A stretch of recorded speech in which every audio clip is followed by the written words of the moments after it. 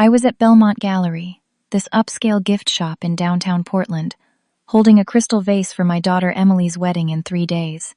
My phone buzzed. Unknown number. The text read, "Don't go to the wedding. Run!" My hands shook. I stepped outside, dialed with trembling fingers. It rang twice. A woman answered, voice panicked and breathless. "Mrs. Lawson? It's Angela Torres. I worked with your late husband. Please, you're in danger. Emily isn't who you think she is. Neither is her fiancé, Preston. They've been planning something terrible and you're—" The line went dead with a click. I stood frozen on the sidewalk, staring at my phone like it might explode. The autumn air felt suddenly cold against my skin, and I could hear my own heartbeat pounding in my ears. I tried calling back immediately. Once, twice, 5 times. Each time, the same automated message: "The number you have dialed is no longer in service." My hands wouldn't stop shaking. I set the crystal vase down on a nearby bench, afraid I'd drop it. Angela Torres. The name echoed in my mind, pulling at memories I'd tried to bury. Gregory had mentioned an Angela a few times before he died. She worked at his accounting firm, Mason and Associates.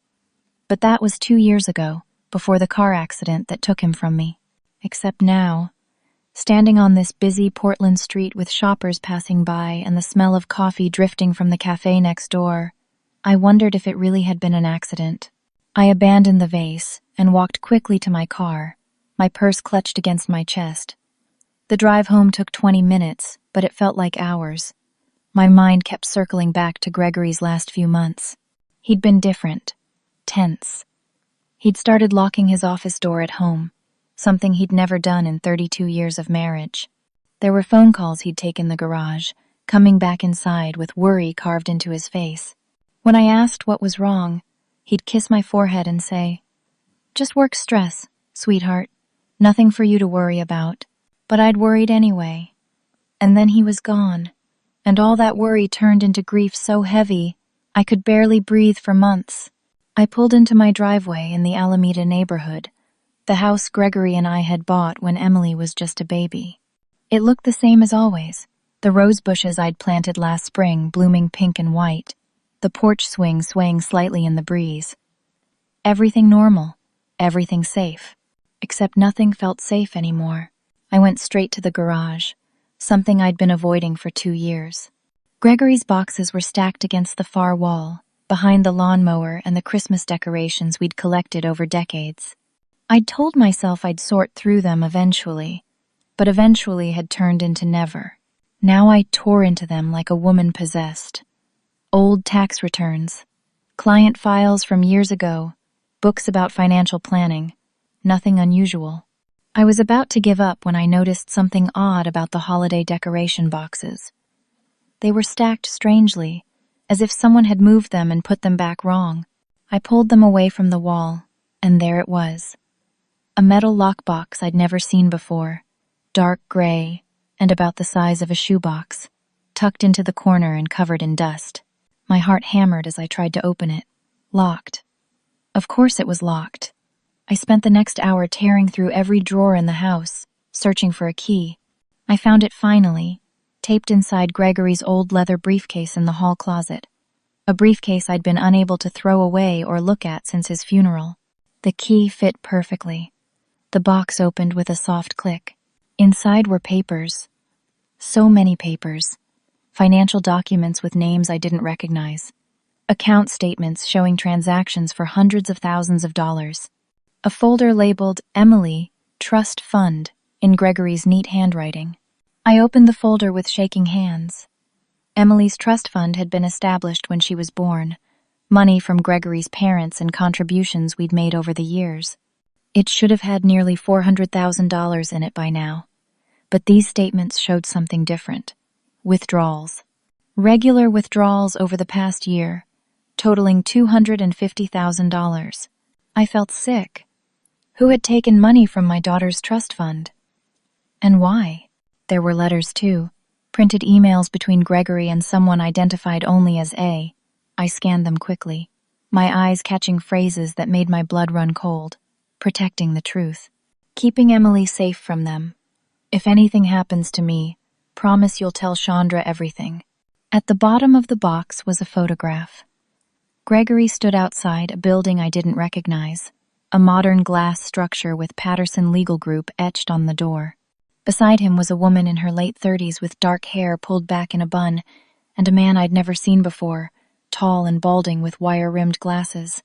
I turned the photo over. Gregory's handwriting. Angela Torres and Marcus Webb. August 2023. The day we decided to act. Angela Torres. The woman who'd just called me. My doorbell rang, the sound so sudden and loud in the quiet house that I nearly screamed. I shoved the documents back into the box, my hands fumbling. Should I hide it? Was I overreacting? The bell rang again, more insistent this time. I walked to the front door on legs that felt like water. Through the peephole, I saw two people I didn't recognize. A man and a woman, both in their 60s, both dressed expensively. The man wore a charcoal suit that probably cost more than my car payment. The woman had perfectly styled blonde hair and diamonds at her throat. I opened the door a crack, keeping the chain on. Yes? Can I help you? The man smiled, but it didn't reach his eyes. Mrs. Lawson? Chandra Lawson? I'm Richard Galloway, and this is my wife Diane. We're Preston's parents. We need to talk about your daughter's wedding. May we come in? Everything in me screamed not to let them inside. But they were Preston's parents, Emily's future in-laws. What reason could I possibly give for refusing them? I unhooked the chain and opened the door. As they stepped into my foyer, movement across the street caught my eye. A dark blue sedan was parked at the curb, and in the driver's seat sat the woman from the photograph, Angela Torres. Her eyes met mine, and she mouthed two words through the window. Don't trust them. I looked back at Richard and Diane Galloway, and Richard was holding up a legal document, his cold smile still in place. We understand you've been asking questions about your late husband's work, Chandra. That could be very unfortunate for Emily's future. Why don't we sit down and discuss this like reasonable people? They sat on my sofa like they owned it, Richard crossing one leg over the other with casual confidence. Diane perched beside him with her hands folded in her lap. Everything about them radiated wealth and control. I sat across from them, in Gregory's old armchair, my fingers digging into the worn fabric. Would you like coffee or tea? I heard myself ask, my mother's lifelong lessons in hospitality kicking in, even as terror crawled up my spine. No, thank you, Richard said smoothly. This won't take long. We just need to make sure we understand each other. I waited, my mouth dry. Richard leaned forward slightly. Your husband, Gregory, did some accounting work for our family business. Very detailed work. He was quite thorough, perhaps too thorough. I don't understand, I said, though I was beginning to. Diane spoke for the first time, her voice surprisingly soft. Gregory discovered some irregularities in our business dealings. Nothing illegal, you understand. Just some creative accounting that certain government agencies might misinterpret if they were presented without proper context. He threatened to go to the authorities, Richard continued. That was unfortunate. We tried to reason with him, but he was quite stubborn. A man of principle, your Gregory. I respected that, even as it became problematic. The room felt like it was tilting. Are you saying you had something to do with my husband's death? Richard's expression didn't change. I'm saying your husband died in a tragic car accident, a brake line failure, according to the police report. These things happen, especially in older vehicles. Your Honda was what, 15 years old at the time? I couldn't breathe. Gregory hadn't died in our Honda. He died in his Subaru, which was only 3 years old. Richard had just revealed he knew details he shouldn't know, unless he'd been involved. Diane reached into her purse and pulled out a folder. The reason we're here, Chandra, is to discuss the future. Your daughter Emily is marrying our son Preston in 3 days. It's a beautiful love story, isn't it?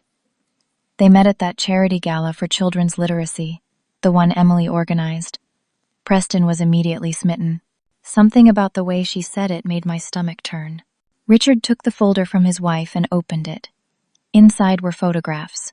Preston and Emily at various events over the past 18 months. But there were other photos, too.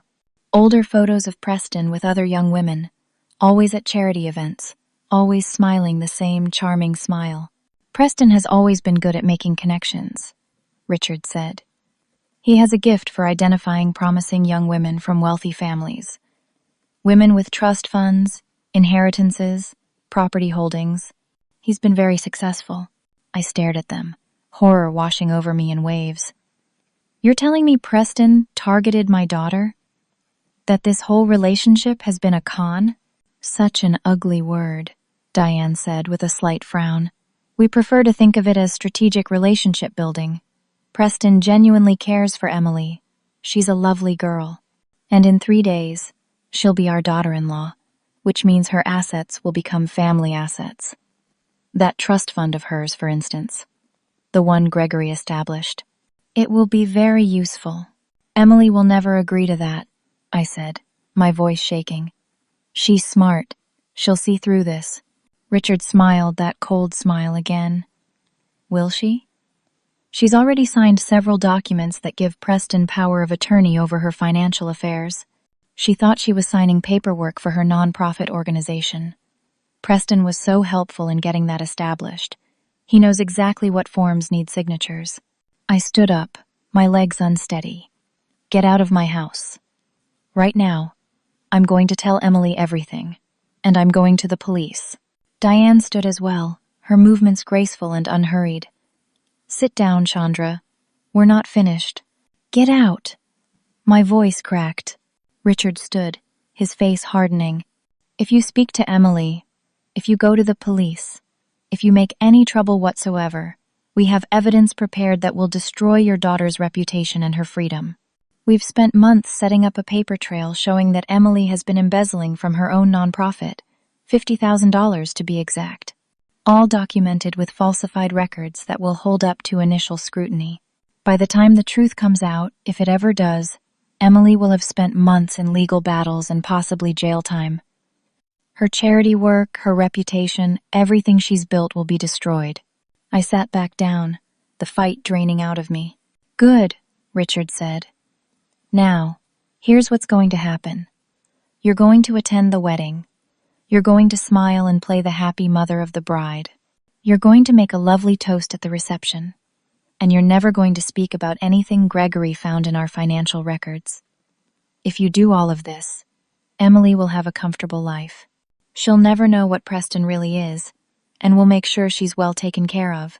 And if I refuse, I whispered, then Emily goes to prison, and you'll have to live with the knowledge that you could have saved her but chose not to. Diane picked up her purse. We'll see you at the rehearsal dinner tomorrow evening. 7 o'clock at River's Edge. Don't be late. They walked out, leaving me sitting in the armchair, shaking uncontrollably. I don't know how long I sat there. Minutes. Hours. The sun moved across the floor, shadows lengthening. Finally, I forced myself to move. I had to call Emily. Had to warn her. I grabbed my phone and dialed her number. It went straight to voicemail. I tried again and again. After the 5th attempt, I left a message, trying to keep my voice steady. Emily, sweetheart, it's Mom. Please call me as soon as you get this. It's important. I love you. I tried Preston's number next. He answered on the second ring, his voice warm and friendly. Chandra, how are you? Getting excited for the big day? I need to speak to Emily, I said, not bothering with pleasantries. Oh, she's in the shower right now. Can I have her call you back? Preston, I need to speak to her now. There was a pause. When he spoke again, his voice had lost its warmth. Is everything all right? You sound upset. Just put Emily on the phone. I'm afraid that's not possible right now. But I'll make sure she calls you as soon as she can. See you at the rehearsal dinner tomorrow. He hung up. I stood in my kitchen, the phone clutched in my hand, knowing I'd just made a terrible mistake. I'd revealed that I was onto them. I grabbed my keys and drove to Emily's apartment in the Pearl District, a trendy neighborhood full of renovated warehouses and upscale lofts. Emily had moved there 2 years ago after getting her nonprofit off the ground. I'd helped her pick out furniture, had spent weekends helping her paint the walls a soft sage green. I used my key to let myself in. The apartment was empty. Not just empty of people, but empty of belongings. The furniture was still there, but all of Emily's personal items were gone. Her photos, her books, the colorful throw pillows she loved.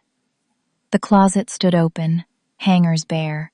On the kitchen counter, held down by a coffee mug, was a note in Emily's handwriting.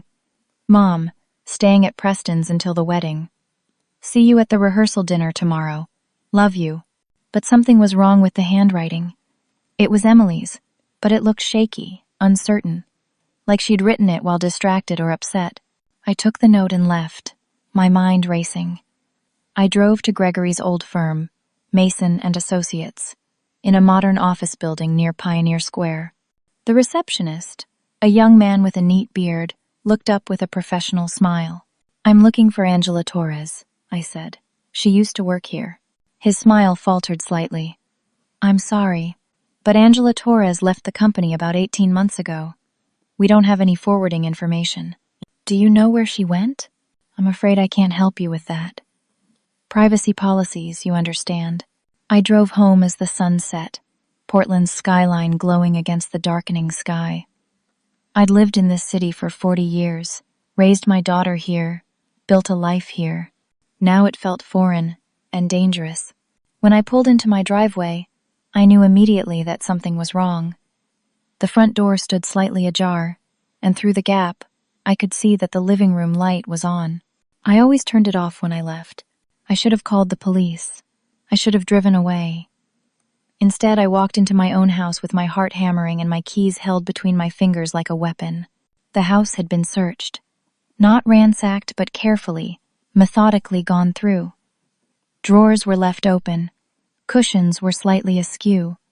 And in the garage, the metal lockbox was gone. All of Gregory's documents, the photographs, everything that proved the Galloways were dangerous, had been taken.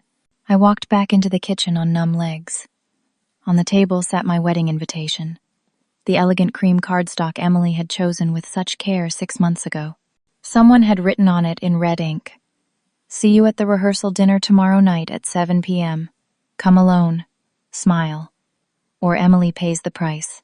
We're watching." I picked up my laptop to email someone, anyone, but the screen flickered strangely. Spyware. They'd installed monitoring software. I checked my phone. The same. Every communication I made, they would see. My phone buzzed with a news alert. Local nonprofit director under investigation for fraud. I clicked the link with shaking hands. Emily's photograph stared back at me from the screen, her bright smile from some charity event now accompanied by text describing allegations of embezzlement. The article claimed anonymous sources had provided evidence that Emily Lawson, director of the Read Forward Children's Literacy nonprofit, had stolen $50,000 from the organization over the past 8 months. I read it 3 times, feeling sicker with each pass. They'd done it. They'd already started destroying Emily, and the wedding was still 2 days away. This was just a warning of what they could do. I set the phone down and looked around my house, the home where I'd felt safe for so many years. They were watching me. They'd been in my house. They had Emily isolated and under their control. And I had no evidence, no allies, and no way to reach my daughter. The trap had closed around me completely. I didn't sleep that night. I sat at my kitchen table, watching the hours tick by on the microwave clock, drinking tea that had long gone cold. Every sound made me jump. Every shadow seemed to move. By the time pale gray light began seeping through the windows, I felt hollowed out, exhausted beyond measure. But I had to go to that rehearsal dinner. I had to see Emily, had to find some way to reach her. The Galloways thought they'd broken me, thought I'd be a compliant, smiling prop in their elaborate production. Maybe I could use that. Maybe if they thought I'd given up, they'd make a mistake. I spent the day moving through my house like a ghost, trying to formulate a plan. Every idea crashed against the same wall. They were watching everything. My phone, my computer, probably even my house had cameras or listening devices. I was performing for an unseen audience with my daughter's life as the stakes. At 6:30, I dressed carefully for the rehearsal dinner. A navy blue dress, Gregory's pearl necklace, low heels. I looked at myself in the bathroom mirror and barely recognized the woman staring back. When had I gotten so old? The lines around my eyes seemed deeper, my hair grayer. 63 years old, and I'd never felt more powerless in my life. River's Edge Restaurant sat on the west bank of the Willamette River, with floor-to-ceiling windows overlooking the water. It was the kind of place where reservations were made months in advance, and the cheapest entree cost $60. Emily had been so excited when Preston suggested it for the rehearsal dinner. Now I understood it had nothing to do with celebration and everything to do with control. A public place where I'd have to behave, surrounded by witnesses. I arrived at 7 exactly, and was escorted to a private dining room on the second floor. 20 people were already there, milling about with glasses of wine. I recognized some of Emily's friends from college, a few of her colleagues from the nonprofit. Preston's side had more people, all expensively dressed, all wearing the same practiced smiles. And there was Emily, standing by the windows in a cream-colored dress, her dark hair swept up in an elegant twist. She looked beautiful. She also looked wrong. Her eyes were too bright, her movements too slow, like she was moving through water. When she turned and saw me, her smile seemed to take tremendous effort. "Mom!" She walked over and hugged me, and I felt how thin she'd gotten. "I'm so glad you're here." I held her tighter than I should have, breathing in her familiar scent of lavender shampoo. "Emily, sweetheart, are you okay?" "I'm wonderful," she said, but her voice was flat, disconnected. "Just a little overwhelmed with all the wedding planning. Preston's been so helpful, though. I don't know what I'd do without him." Preston materialized at her side, his hand immediately going to her shoulder in a gesture that looked possessive to me, but probably appeared affectionate to everyone else. He was handsome in that generic way of men who grew up with money and good dental care. Blonde hair, blue eyes, a smile that showed too many teeth. "Chandra, so wonderful to see you," he said, leaning in to kiss my cheek. His cologne was expensive and overwhelming. "Emily's been worried about you. She said you sounded upset on the phone yesterday." "I'm fine," I said, forcing my own smile. "Just mother of the bride nerves." "Of course." His hand tightened slightly on Emily's shoulder, and I saw her wince. "Why don't we all sit down? Dinner's about to be served." The dining table was long and elegant, set with more silverware than any meal needed. I was seated between one of Preston's uncles, a loud man who talked endlessly about his yacht, and one of Emily's college friends, Sarah, who kept shooting worried glances at Emily throughout the meal. Diane and Richard Galloway sat at the head of the table like royalty holding court. Diane caught my eye once and raised her wine glass in a subtle toast. The message was clear. "We're watching. Behave." I picked at my salmon and asparagus, barely tasting anything. Emily, I noticed, barely ate either. She pushed food around her plate, and when people asked her questions, Preston often answered for her. Halfway through the meal, I excused myself to the restroom. It was down a hallway, away from the private dining room. I stood at the sink, splashing cold water on my face, trying to pull myself together. The door opened, and Sarah came in. "Mrs. Lawson, are you okay?" I looked at her reflection in the mirror. Sarah had been Emily's roommate at Portland State, had been at our house 100 times. She'd called me Chandra back then, but the formality in her voice now told me she was worried. "Sarah, have you talked to Emily lately? I mean, really talked to her?" Sarah glanced at the door, then lowered her voice. "She's been weird for a few months now. Distant.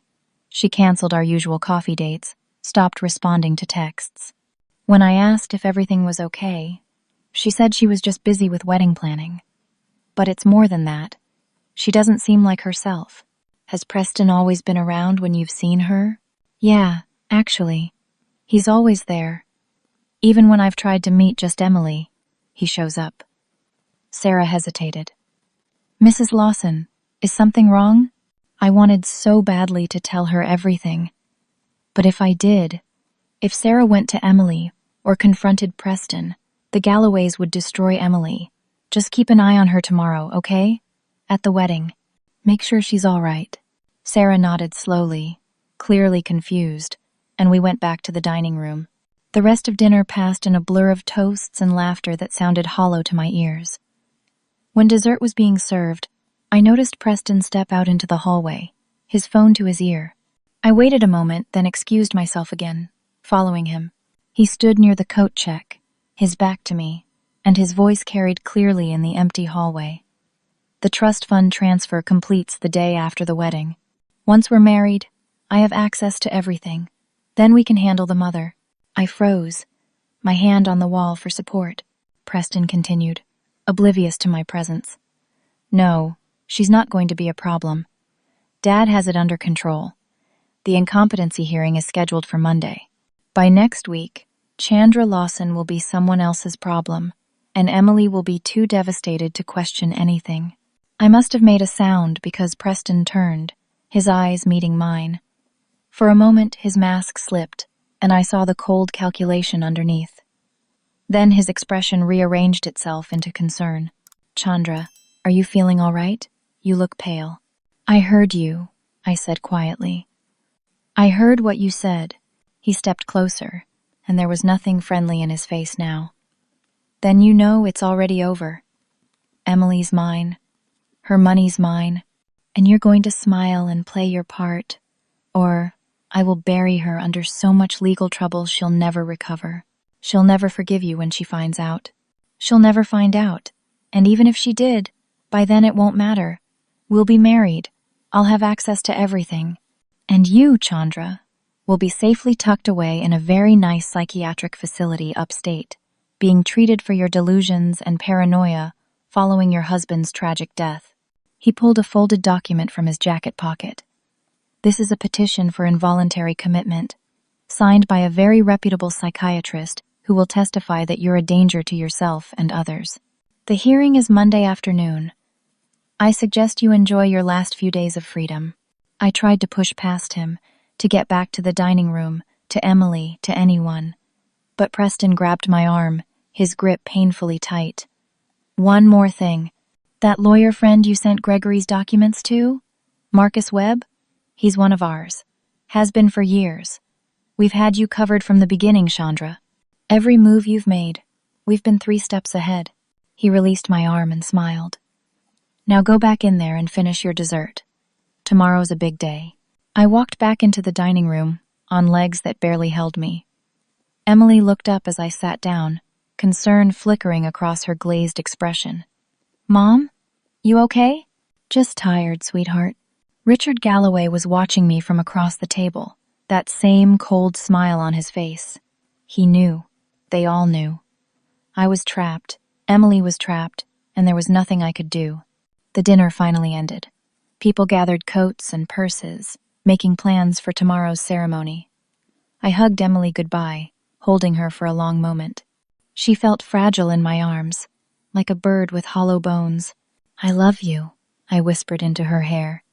No matter what happens, remember that I love you more than anything. I love you too, Mom. Her voice sounded so far away.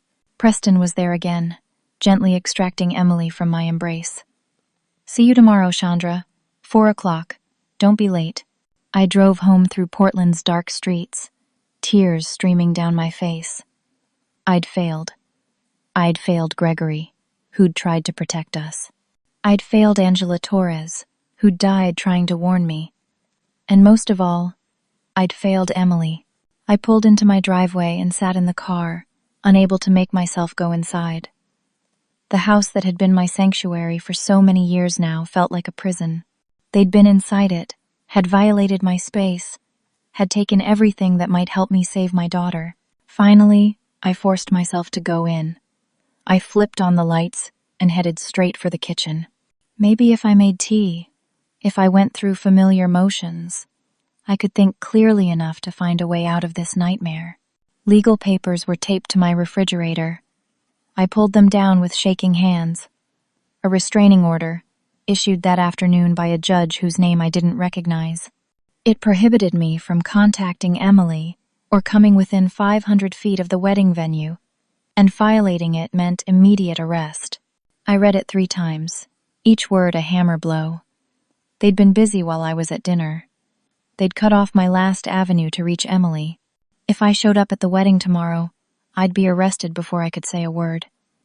If I tried to call or text Emily, they'd use it as evidence of my instability in Monday's commitment hearing. I was completely, utterly trapped. I sank to the floor, my back against the cabinets, and let myself cry. Great, heaving sobs that shook my whole body. I cried for Gregory, for the life we'd built that had been ripped away. I cried for Emily, my beautiful, brilliant daughter who thought she was marrying for love. I cried for myself, a 63-year-old woman who couldn't protect the person she loved most in the world. I don't know how long I sat there on the cold kitchen tile. Long enough for the tears to dry, for the grief to calcify into something harder. Eventually, I pulled myself up and went to the living room, where Gregory's photograph sat on the mantel. I took it down, staring at his familiar face. He'd been 59 when he died, laugh lines around his eyes, his hair more gray than brown. "I'm sorry," I whispered to the photograph. "I'm so sorry. I don't know what to do." I carried the photo to my bedroom and set it on the nightstand, then lay down fully clothed on top of the covers. I didn't expect to sleep, but exhaustion pulled me under sometime around midnight. I dreamed of Emily as a little girl, maybe 5 years old, running through our backyard with a kite. Gregory was there, younger and healthy, laughing as he helped her launch the kite into the blue summer sky. Emily's face was pure joy. Then the dream shifted, darkened. The kite string broke, and the kite flew higher and higher until it disappeared into storm clouds. Emily was crying, reaching up with small hands. "I can't get it back, Mommy. It's gone. It's gone." I woke with a gasp to find pale morning light filtering through the curtains and someone ringing my doorbell. I sat up, disoriented, my heart pounding. The doorbell rang again, more insistently. I went downstairs cautiously. Through the peephole, I saw a young woman I didn't recognize. She was in her mid-20s, with dark hair pulled into a ponytail and an anxious expression. She looked around nervously, as if afraid someone might see her. I opened the door a crack, keeping the chain on. "Yes? Mrs. Lawson? My name is Harper. Harper Torres. I'm Angela's niece." She spoke quickly, quietly. "Please, can I come in? It's not safe to talk out here." I stared at her, trying to process this. "How do I know you're who you say you are?" She pulled out her phone and showed me a photo.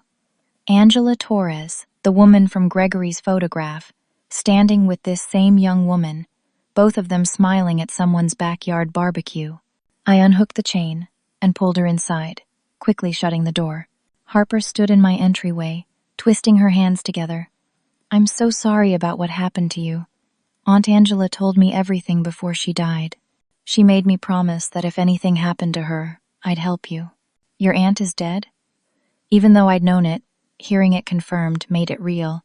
The hit and run outside the restaurant parking garage.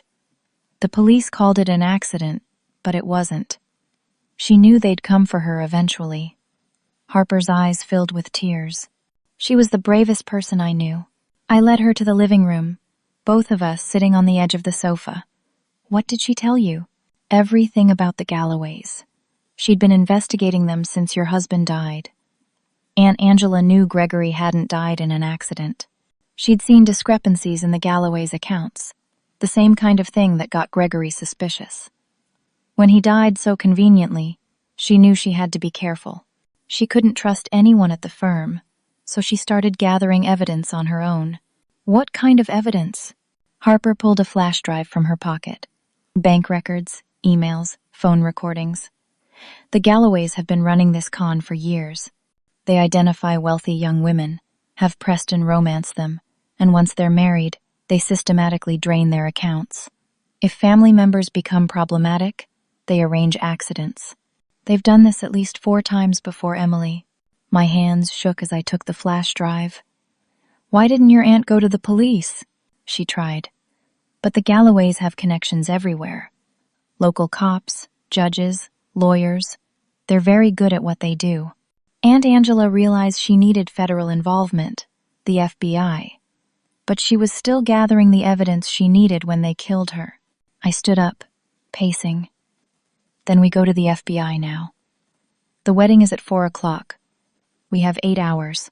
Harper shook her head miserably. I tried. I called the Portland FBI field office 3 days ago. They said without concrete evidence of federal crimes, they can't act that quickly. I'm just a paralegal. They didn't take me seriously. What about the flash drive? They said it would take weeks to verify the information, to build a case.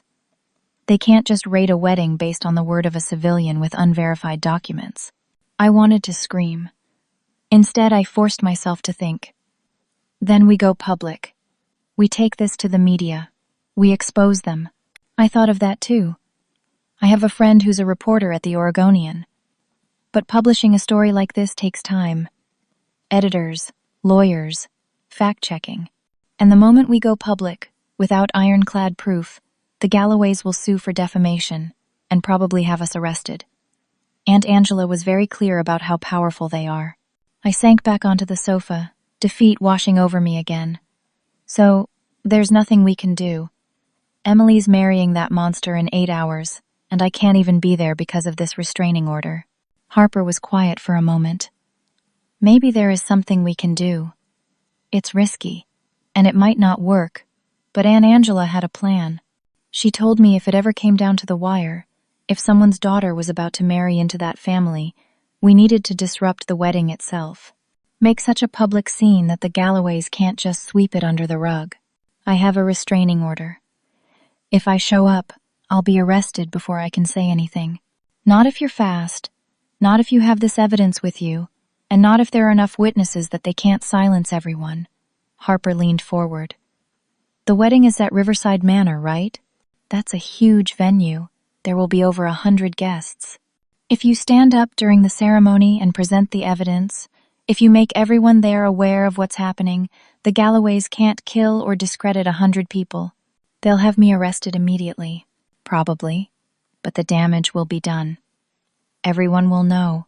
Someone will listen, will look into it, and Emily will know the truth. I thought about it, turning it over in my mind.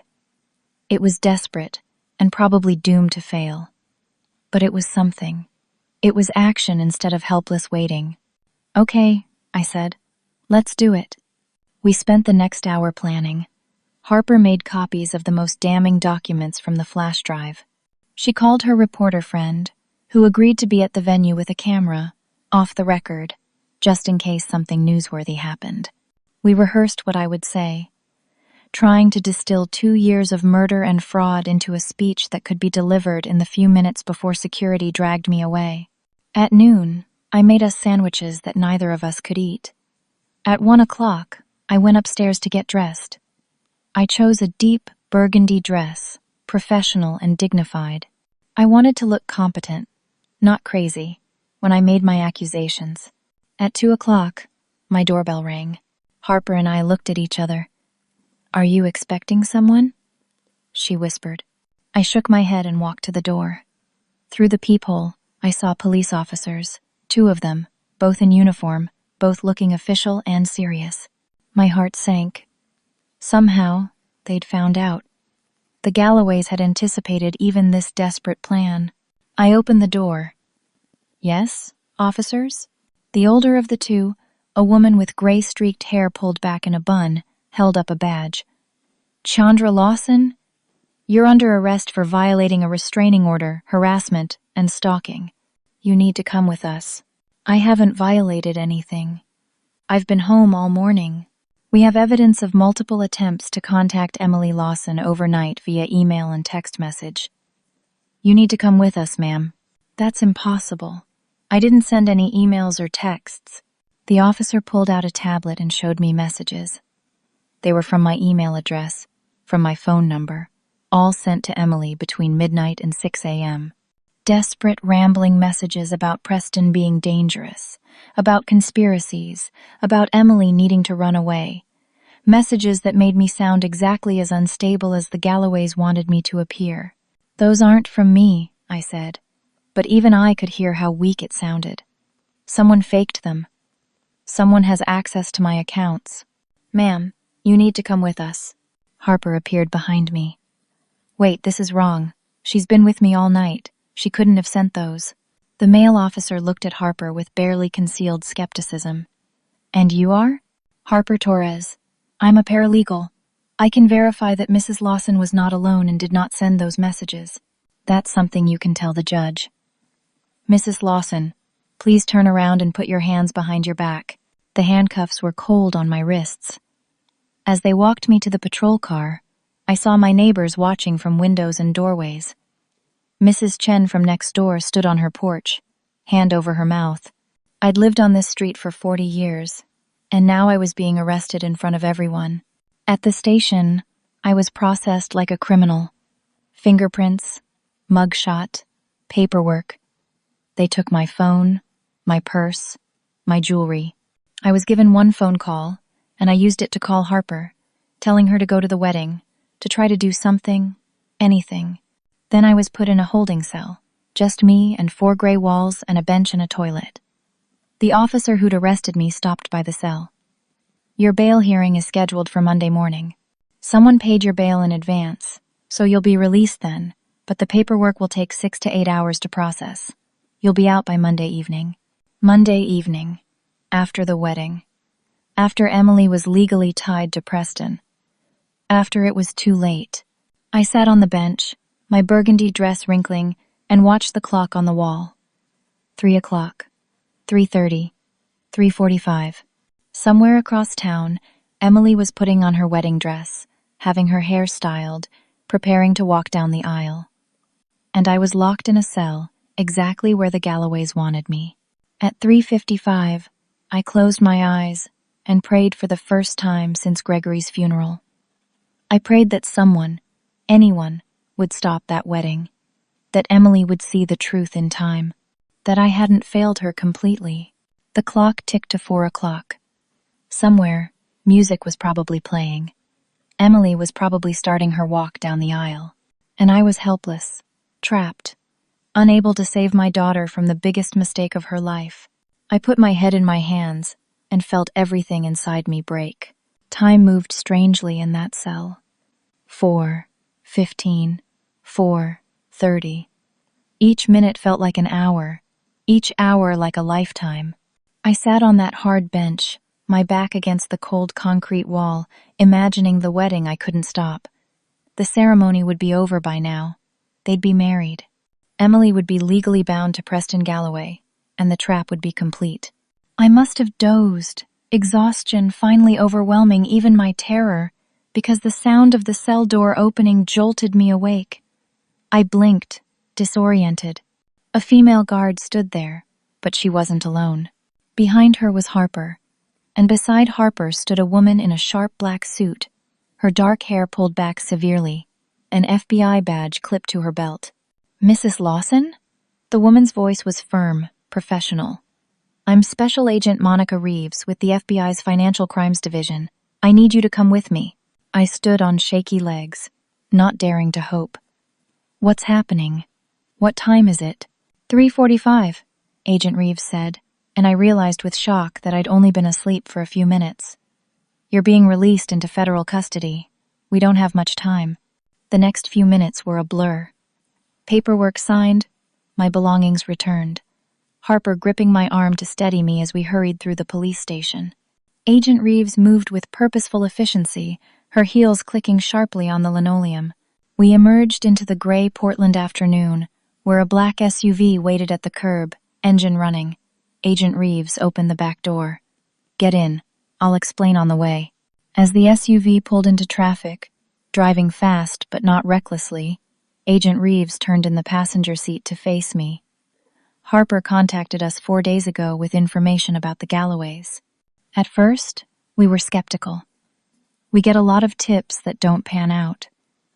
But when Angela Torres was killed in that hit and run, we started looking closer. Angela's death was investigated? My voice cracked. Yes. The local police called it an accident, but one of our agents saw the report and flagged it because Angela had contacted us 2 weeks before she died, asking about how to report organized fraud. We started a quiet investigation into the Galloways. Harper spoke up from beside me. I told them everything Aunt Angela had gathered. They've been working around the clock to verify it. Agent Reeves nodded. What the Galloways have been doing falls under federal jurisdiction. Interstate wire fraud, racketeering, conspiracy to commit murder. We've been building a case, but it takes time. We couldn't move openly because we didn't want to spook them. If they'd known we were investigating, they would have disappeared, destroyed evidence, possibly harmed your daughter. But you're moving now, I said. Why? What changed? Your arrest. When local police arrested you on those false charges, we realized the Galloways were accelerating their timeline. They needed you completely out of the way for the wedding. That told us they're planning something today, something that requires you to be neutralized. We decided we couldn't wait any longer. The SUV took a corner fast, and I grabbed the door handle. Where are we going? Riverside Manor. The wedding venue. We've had agents watching it since this morning, undercover as catering staff, guests, venue employees. We need you to go to that wedding, Mrs. Lawson. I stared at her. The restraining order is meaningless now. You're under federal protection. The restraining order was obtained through false pretenses anyway. We've already had it dissolved. She pulled out a small device from her jacket. We need you to wear this. It's a wire, micro-recording device. My hands shook as I took it. What do you need me to do? Preston Galloway believes you're in jail, unable to interfere. Your appearance at the wedding will shock him. We're betting that shock will make him do something stupid, say something incriminating. We need him to admit on tape what he's doing, what his family has done. Can you do that? What about Emily? If Preston realizes you're on to him, will he hurt her? We have agents positioned throughout the venue. The moment we have what we need, we'll move in. Your daughter will be protected. I promise you that. I looked down at the wire in my hands. It was so small, no bigger than a button. 2 years of grief and fear and helplessness had led to this moment, this impossible chance to save Emily. Tell me what to do, I said. Agent Reeves spent the rest of the drive briefing me. The wire would pick up any conversation within 15 feet. I needed to get Preston alone if possible, or at least away from the main crowd. I needed to confront him with what I knew, push him to respond, to admit things. The agents would be listening to everything, and the moment they had enough evidence, they'd move in. What about Emily? I asked again. She's already said her vows by now. She's married to him. Marriages can be annulled, especially when they're obtained through fraud and coercion. We'll handle that. You focus on your daughter and on getting Preston to talk. We pulled up to Riverside Manor at 4:12. The venue was spectacular. A restored Victorian mansion on 3 acres of manicured grounds overlooking the river. Cars filled the parking lot. Through the tall windows, I could see people milling about in formal attire. Agent Reeves helped me attach the wire, concealing it beneath my dress. Remember, we're listening. You're not alone in this. If at any point you feel unsafe, just say the word Gregory, and we'll extract you immediately. Harper squeezed my hand. You can do this. For Emily. For Aunt Angela. I got out of the SUV, my legs steadier than I expected. As I walked toward the mansion's entrance, I saw Agent Reeves speaking into a radio, coordinating with her team. Other agents were here, invisible among the waiters and guests and venue staff. I wasn't alone. The entrance hall was crowded with guests, all dressed beautifully, all holding champagne flutes and making polite conversation. A string quartet played soft music. Everything looked perfect, elegant, expensive. And there, through the crowd, I saw Emily. She stood near the grand staircase in her wedding dress, a confection of white lace and silk that made her look like a princess. Her hair was swept up, a delicate veil trailing down her back. She was smiling, accepting congratulations from guests. But even from across the room, I could see the glazed look in her eyes, the mechanical quality of her responses. Preston stood beside her, his hand on her waist, looking triumphant in his gray tuxedo. The moment I stepped fully into the room, someone noticed me. Then someone else. A ripple of surprise moved through the crowd. Conversations faltered. People turned to stare. Preston saw me. His face went white, then red. He said something sharp to Emily, who turned and saw me too. Her mouth opened in surprise. I walked forward, people parting to let me through. I focused only on Emily, on my daughter's confused face. "Mom?" Emily's voice was small, uncertain. "I thought you. They said you were arrested, that you were sick, that you'd been sending me crazy messages." "I was arrested," I said clearly, knowing every word was being recorded, on false charges, based on fake messages I never sent. Messages sent by people who wanted to make sure I couldn't be here today. Preston stepped between us, his charm evaporating. "Chandra, you're violating a restraining order. I'm calling the police." "The restraining order has been dissolved. I have every right to be here. And I have some things to say to my daughter before you take her on your honeymoon and isolate her completely." "Mom, what are you talking about?" Emily looked between us, frightened. Other people were gathering around now. I saw Richard and Diane Galloway pushing through the crowd, their faces masks of controlled fury. I saw Sarah, Emily's friend from college, and several of Emily's other friends, all looking concerned. This was it. This was my moment. "Emily, sweetheart, Preston isn't who you think he is. Neither are his parents. They've been running a con, targeting wealthy young women. Your father discovered what they were doing 2 years ago, and they killed him for it." Gasps from the crowd. Emily shook her head. "That's crazy. Mom, you're not well." "I'm perfectly well, and I can prove everything I'm saying." I raised my voice so everyone could hear. Gregory Lawson didn't die in an accident. He was murdered by the Galloway family because he discovered they were embezzling millions from their clients. Preston was sent to target Emily specifically, to marry her and gain access to her trust fund. This has all been planned from the beginning. Preston's face twisted. "Security! Someone call security!" But I kept talking, the words pouring out. "They've done this before, at least 4 times. Young women from wealthy families, married, and then their money disappears. If family members try to interfere, they have accidents. They killed my husband. They killed a woman named Angela Torres who tried to warn me. And they were planning to have me declared mentally incompetent so I couldn't protect my daughter." Richard Galloway stepped forward, his voice dripping with condescension. "This woman is clearly having a breakdown. Someone call an ambulance. She needs psychiatric help." "What I need," I said loudly, "is for my daughter to know the truth before you destroy her the way you've destroyed others." Preston grabbed my arm, his fingers digging in painfully. "Get out.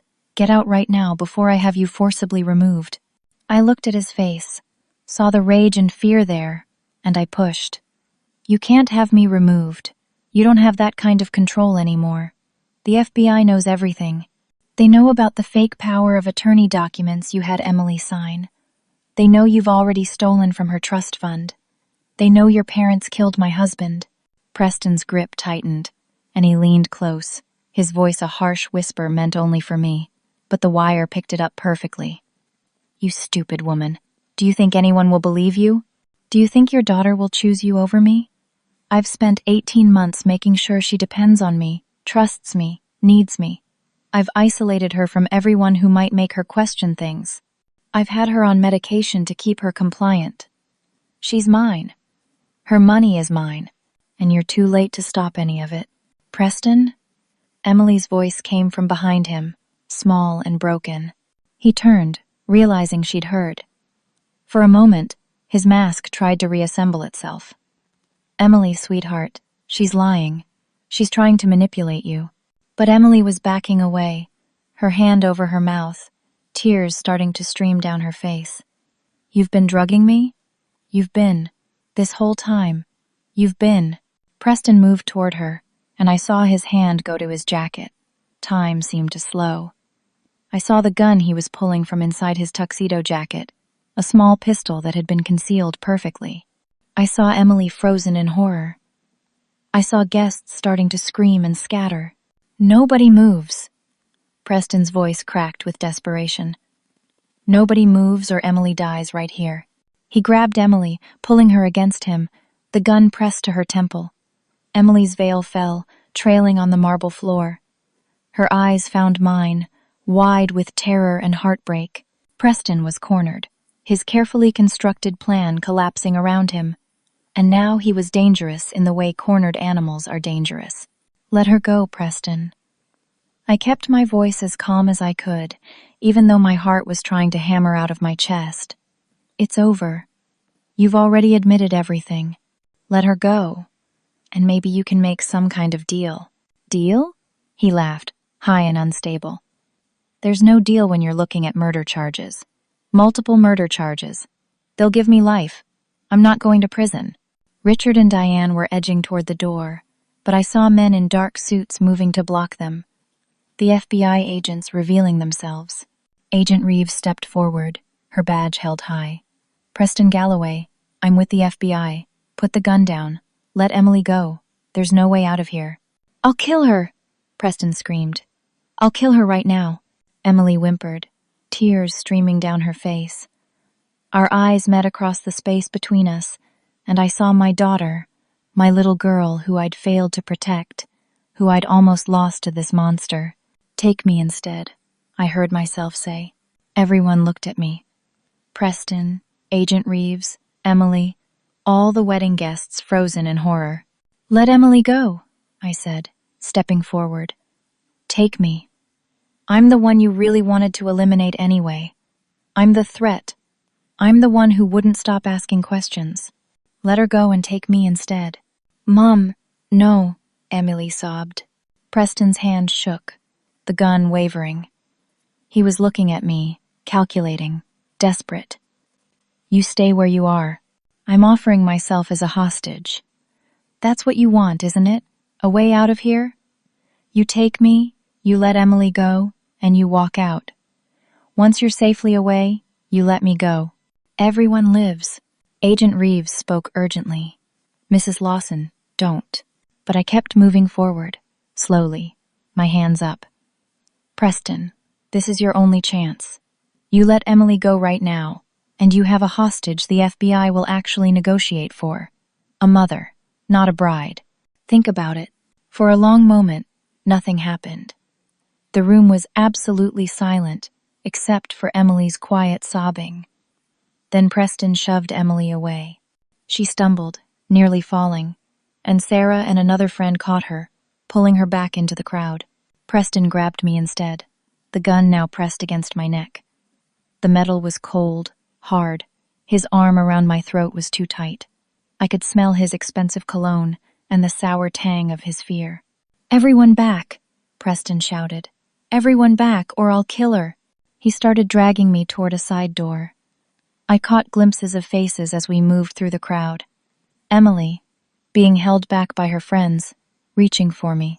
Agent Reeves, her face grim, speaking into her radio. Richard and Diane Galloway, now surrounded by agents, both of them looking decades older, as their empire crumbled. We made it to the door, then into a hallway. Preston was breathing hard, panicking. Where does this go? Where does this hallway go? I don't know, I said honestly. I've never been here before. He pulled me along, trying doors. Most were locked. He found one that opened into what looked like an office. He shoved me inside and slammed the door, locking it. The gun was still pressed against me, but his hands were shaking so badly now, I worried he might pull the trigger accidentally. Preston, I said softly. It's over. You heard Agent Reeves. They have everything. All the evidence. All the recordings. Your parents are being arrested right now. Let me go and surrender. It's your only option. Shut up. I need to think. I need to. He dragged me to the window, looking out. We were on the second floor. Below, I could see FBI agents surrounding the building. There's nowhere to go, I said. He pressed the gun harder against my neck. Then maybe I should just kill you and save myself the trouble of a trial. The door exploded inward, wood splintering. FBI agents flooded in, weapons drawn. Drop the weapon! Drop it now! Preston spun, pulling me as a shield. The agents froze, their guns trained on us. Agent Reeves was there, her voice calm but firm. "Preston, there are 20 agents in this building. There's no escape. You let Mrs. Lawson go right now, and you walk out of here alive. That's the best deal you're going to get." Time stretched. I felt Preston's heartbeat against my back, rapid and erratic. I felt his arm trembling around my throat. The gun pressed into my skin, and I thought about Gregory, about Emily, about everything I'd almost lost. Then Emily's voice came from the doorway. "Preston, please, don't hurt my mother, please." She stood there in her torn wedding dress, her makeup streaked with tears, looking fragile and broken and brave. "You've taken enough from me. Don't take her too." Something in Preston broke. I felt it, the moment when fight became flight, when desperation became resignation. The gun lowered slightly. His arm loosened. "I loved you," Emily said, and it was the saddest thing I'd ever heard. "I actually loved you, and none of it was real." Preston released me, and I stumbled forward.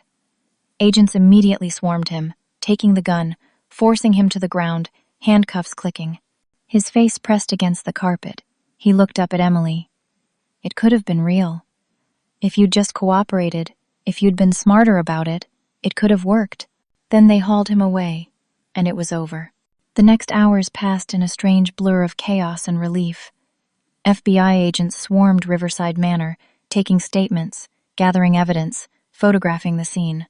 Richard and Diane Galloway were led out in handcuffs, along with 2 other men who turned out to be their associates, planted among the wedding guests, to ensure everything went according to plan.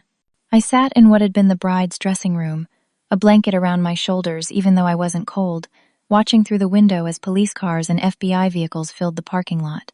Agent Reeves had taken my statement immediately, praising my bravery while also scolding me for offering myself as a hostage. "That was incredibly reckless," she'd said, but her eyes were kind. "It also probably saved your daughter's life." Preston was spiraling. He might have done something desperate. Emily was in the room with me, still in her wedding dress, sitting on the floor with her back against the wall.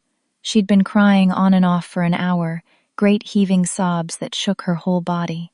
I sat beside her, holding her hand, not saying anything. What words could possibly help? Harper appeared in the doorway, her expression tentative. "Mrs. Lawson?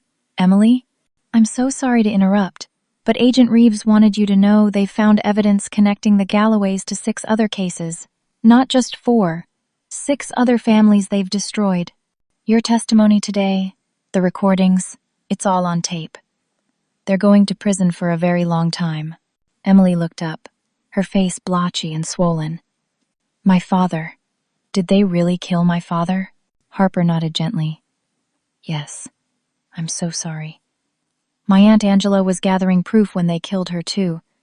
But the FBI found the mechanic who tampered with your father's car. He's agreed to testify in exchange for a reduced sentence." Emily's face crumpled, and she turned into my shoulder, sobbing. I held my daughter the way I'd held her when she was small and scared, rocking her gently, murmuring meaningless, comforting sounds. Sarah and 2 other friends came by, offering support, bringing water and tissues. They helped Emily out of the wedding dress, replacing it with jeans and a sweater someone had grabbed from Emily's apartment. The dress lay in a pile on the floor, all that expensive lace and silk reduced to a symbol of betrayal. It was nearly 8 o'clock before Agent Reeves told us we could leave. "We'll need more detailed statements tomorrow, but you've both been through enough today. Go home. Try to rest." Emily came home with me, unable to face her apartment that Preston had known, had been in, had probably bugged with surveillance equipment. We drove through Portland in silence, the city lights reflecting off the river as we crossed the bridge. At home, I made tea that Emily didn't drink. We sat in the living room, the house quiet around us. "I'm so sorry, Mom," Emily finally said, her voice raw. "I'm so sorry I didn't listen to you. I'm so sorry I doubted you." "You don't have anything to be sorry for," I said firmly. "Preston manipulated you. He drugged you. He isolated you from everyone who loved you. None of this was your fault." "I should have known. I should have seen it." "How could you?" "He was a professional, honey. This is what he did." What his whole family did. They were experts at this. Emily looked at Gregory's photograph on the mantel. Dad tried to stop them, and they killed him for it. He died protecting us. Protecting you. He loved you so much, Emily. More than anything. We cried together then, grieving Gregory properly for the first time. Grieving the innocent life Emily had thought she was building. Grieving everything the Galloways had stolen from us. Sarah came by later that night, bringing Chinese food and refusing to leave Emily alone. Harper stopped by too, bringing copies of all the evidence the FBI had gathered. "Aunt Angela would want you to have this," she said to me. "She spent the last 2 years of her life making sure these people couldn't hurt anyone else. You finished what she started." The days that followed were difficult. The story hit the news fast and hard. Portland's local stations ran it constantly, then it went national. Society Family's dark secret. Marriage fraud ring. Exposed. Emily's face was in every broadcast, and mine too, though the FBI tried to shield us as much as possible. The Galloways' previous victims started coming forward. 6 families, spanning 12 years. 4 young women who'd married into the family, all now divorced or widowed, all of whom had lost fortunes to the Galloways' schemes. 2 of them had lost parents to suspicious accidents, just like Emily had lost Gregory. The trials would take months, Agent Reeves told us, but the evidence was overwhelming. Preston's recorded confession alone was enough to convict him. Richard and Diane faced dozens of charges, from fraud to conspiracy to commit murder. Emily threw herself into therapy, meeting with a counselor 3 times a week. She was angry, grieving, betrayed, traumatized. But she was also strong, stronger than she'd realized. 2 weeks after the wedding that never was, Emily and I sat at this same kitchen table, going through Gregory's old documents, the ones the FBI had returned to us. We were putting together the pieces of what he'd discovered, honoring his memory by understanding his last investigation. "He was so brave," Emily said, reading his notes. "He knew they were dangerous, and he kept digging anyway." "He was protecting you," I said. "That's what parents do." Emily looked at me, her eyes still red-rimmed but clearer than they'd been in months, the medication finally out of her system. "You protected me too. You didn't give up, even when they had you arrested, even when everyone thought you were crazy. You saved my life, Mom." "We saved each other," I corrected gently. "That was 2 months ago. Today, Emily and I stand in front of Gregory's grave at Willamette National Cemetery. The grass is green despite the winter chill, and someone, probably the groundskeeper, has left fresh flowers. "Hi, Dad," Emily says softly, touching the headstone. "We wanted you to know that they got them. The people who killed you. They're going to prison. All of them." I add my own flowers to the arrangement, pink roses that were Gregory's favorite. The FBI says Richard and Diane are looking at life sentences. Preston, too. And they've connected them to 2 more cases, bringing the total to 8 families they've destroyed. But they won't destroy anyone else. Angela made sure of that, and so did you. The wind blows cold across the cemetery, carrying the smell of rain. Emily wraps her arm through mine, and we stand there together, mother and daughter, survivors. The legal process has been exhausting but cathartic. Emily's nonprofit was cleared of all fraud allegations, the evidence against her exposed as fabrication. She's even received donations from people who heard her story and wanted to support her children's literacy work. She's thrown herself into the organization with renewed purpose, finding healing and helping others. The false psychiatric evaluation that Preston had arranged was thoroughly discredited, and the doctor who'd signed off on it lost his medical license. My name was cleared completely, though I still feel the echo of those hours in jail, the helplessness of being trapped while Emily walked toward danger. Harper accepted a position with the FBI's Financial Crimes Unit, inspired by her Aunt Angela's sacrifice. She stops by often, bringing case files she thinks we'd find interesting, keeping us updated on the Galloways' upcoming trials. She's become part of our family in a way, connected to us through shared tragedy and triumph. Emily has been seeing someone new, a teacher she met at a conference for literacy educators, His name is David, and he's kind and patient and completely transparent about his life. Emily takes things slowly now, carefully. She's learning to trust again, but she's also learned to ask questions, to verify, to protect herself. As for me, I've found unexpected purpose. I started a foundation in Gregory and Angela's names, dedicated to helping families who've been victimized by fraud.